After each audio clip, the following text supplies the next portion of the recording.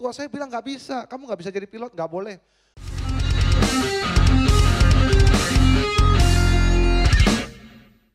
Eits, tunggu dulu. Sebelum nonton video lengkapnya, jangan lupa untuk subscribe ya dan klik link di bawah ini. Jangan lupa juga untuk klik tombol loncengnya. Oke? Terima kasih. Selamat menonton. Singkat cerita kita lulus dan lulus di private pilot license dalam waktu yang sangat singkat. Orang yang tadinya ada di sana, dia udah 3 bulan di sana, itu di skip sama saya. Semua di skip. Di skip. Yang udah 7 bulan di sana, saya skip. Bagaimana bisa? Saya pakai satu cara. Belajar apa yang ada di depan kita. Jangan overwhelm yourself. Jangan suka, aduh saya sudah siap nih, saya mau pelajari sesuatu yang lebih ekstrim, mau yang lebih tinggi, mau persiapkan diri untuk sesuatu yang lebih besar. Orang-orang yang seperti teman saya J ini, dia belum apa-apa udah bacanya buku 737-200. Itu pesawat jet yang kompleks, sistemnya dalam. Saya bilang, wah kalau saya nggak mau kayak gitu. Saya lihat apa yang ada besok, itu akan saya pelajari. Karena buat saya, mungkin nggak kalau kita nggak belajar, nggak lulus SD, bisa lulus SMA, bisa nggak? Nggak bisa.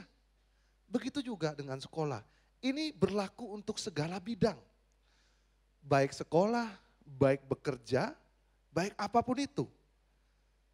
Bagi saya selalu ada step. Saya akan melihat apa step yang ada di depan saya ketimbang saya berpikir terlalu jauh.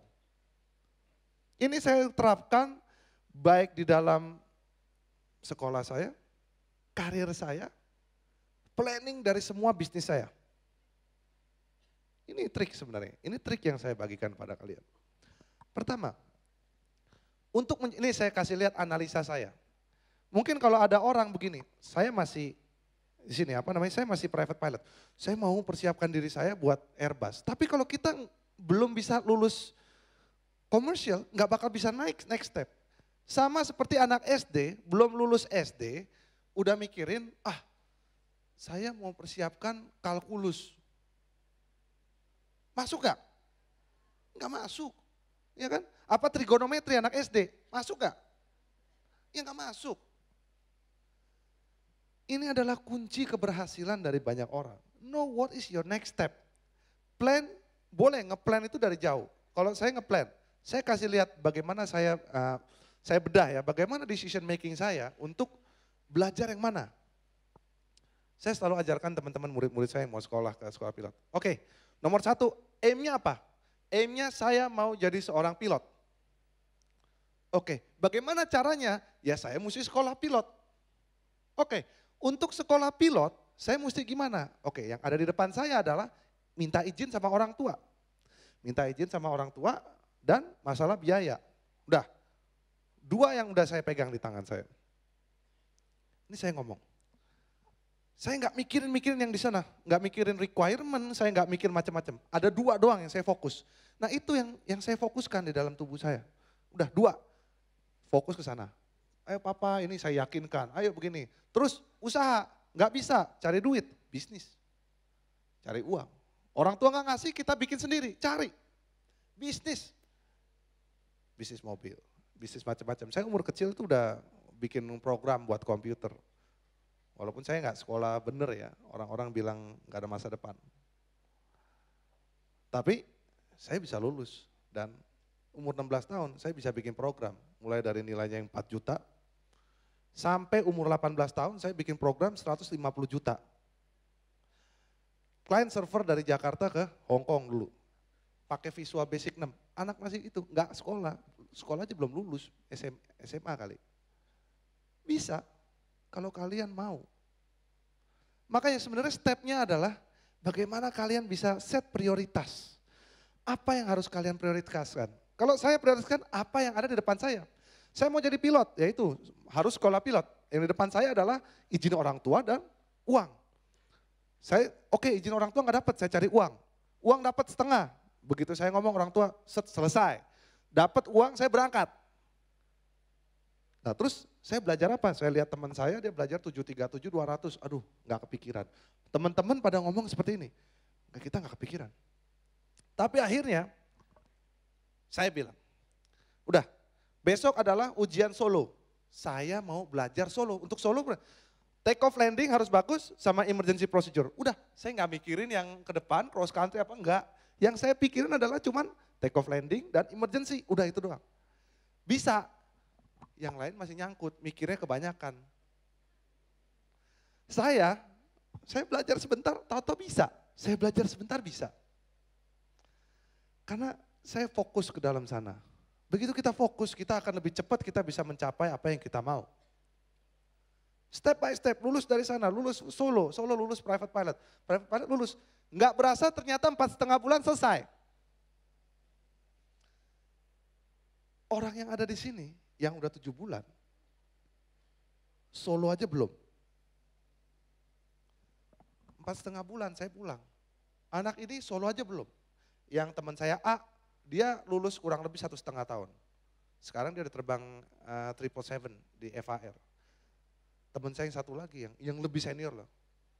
Akhir dari semuanya pulang, dia nggak pulang. Dia pulang tapi nggak berhasil Pak. Gagal, fail. Apa yang bisa saya ambil dari cerita ini?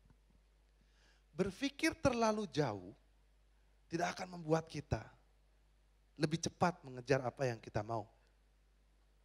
Ini belajar buat kalian semua. Kalau kalian punya keinginan, kejar terus. Ada 3 yang saya gunakan. Pertama adalah, saya mesti yakin.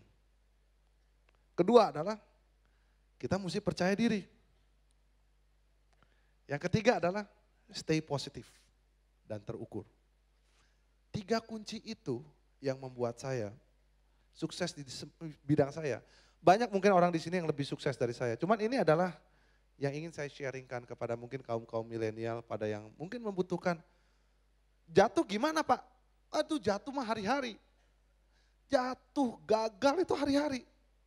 Dalam hidup mau kalian lihat siapa kek, semua orang mau presiden, mau siapapun ada pusingnya. Ada kalanya, aduh kok kadang-kadang kayak begini ya, hidup saya kok kayak gini. Saya kok gini, kok orang tua saya begini, kok situasi saya begini. Itu terjadi di setiap langkah hidup kita. Itu nggak bisa kita hindari. Buat saya, kegagalan adalah awal dari kesuksesan. Ketika kayak gagal, saya menganggap gagal itu adalah sebuah proses. Untuk bisa berhasil, kita perlu proses.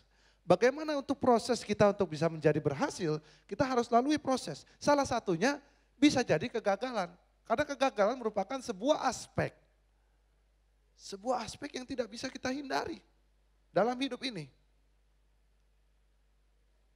Kegagalan akan selalu di tempat kita. Teman sendiri bisa bikin kita gagal. Saudara sendiri bisa bikin kita gagal. Teman-teman kita, buat kita hancur juga bisa. Pacar kita, bahkan pasangan hidup kita pun bisa membuat kita hancur. Maka ini sebenarnya sulit. Hidup ini sulit. Kalau kalian pikir itu sebagai sesuatu yang sulit. Hidup ini akan mudah kalau kalian punya stay positif. Karena apapun yang kalian katakan itu akan menjadi berkah. Bekal, apa? Mindset. Mindset. Kalau saya bilang, udah saya yakin saya bisa. Orang tua saya bilang gak bisa, kamu gak bisa jadi pilot, gak boleh. Berapa tahun itu ada kali 7 tahun, 8 tahun, 9 tahun. Saya hidup, aduh gue tetap mau jadi pilot. Saya tunjukkan, saya mau terbang naik pesawat. Saya tunjukkan, kumpulin uang, ada uang, saya naik pesawat. Tahu, naik pesawat Batavia Air. Orang terbang, saya beli tiket Jakarta, Surabaya, Surabaya, Jakarta. Jam 1 take off ke Surabaya, jam 1 sampai jam 2. Jam 2.30 pulang lagi. Duduk, banyak itu foto-fotonya saya.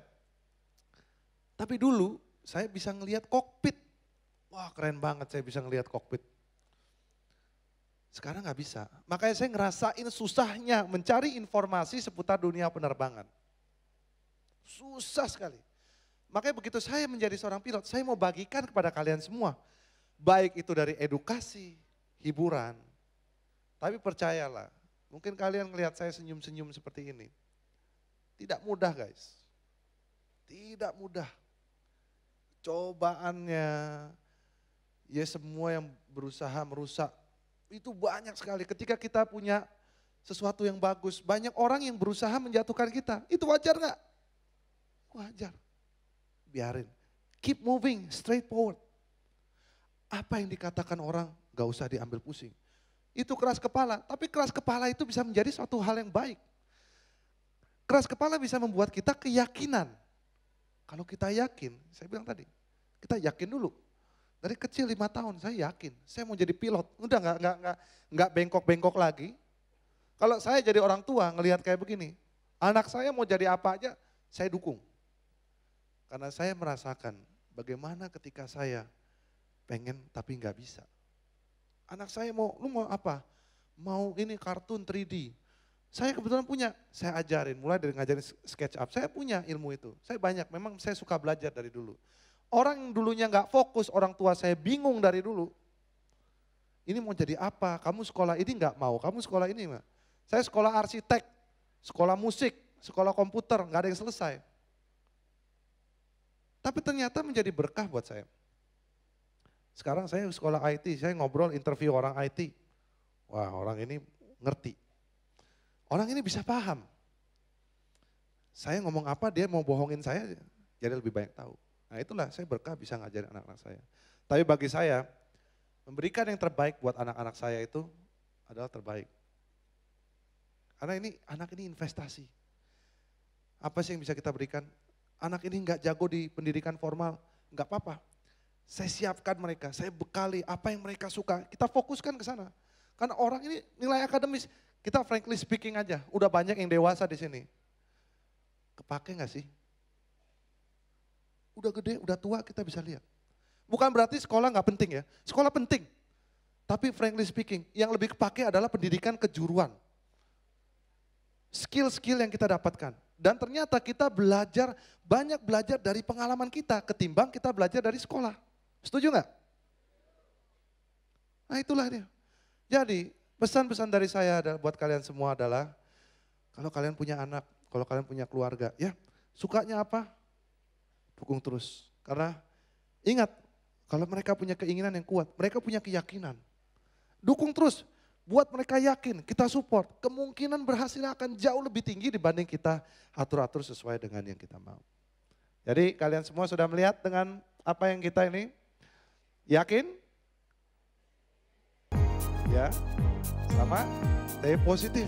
Itu bukti dari saya. Jadi terima kasih buat kalian semua, semoga seminar ini mencerahkan. Sampai jumpa dan salam rotate tentunya.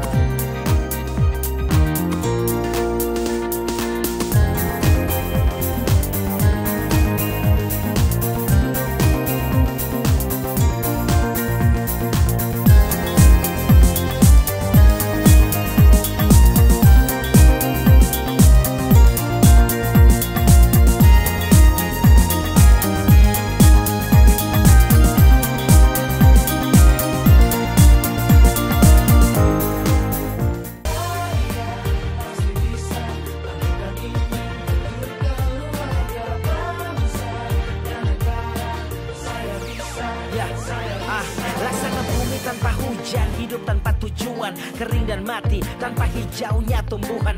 Demikian kalau mimpi tak kunjung terjadi.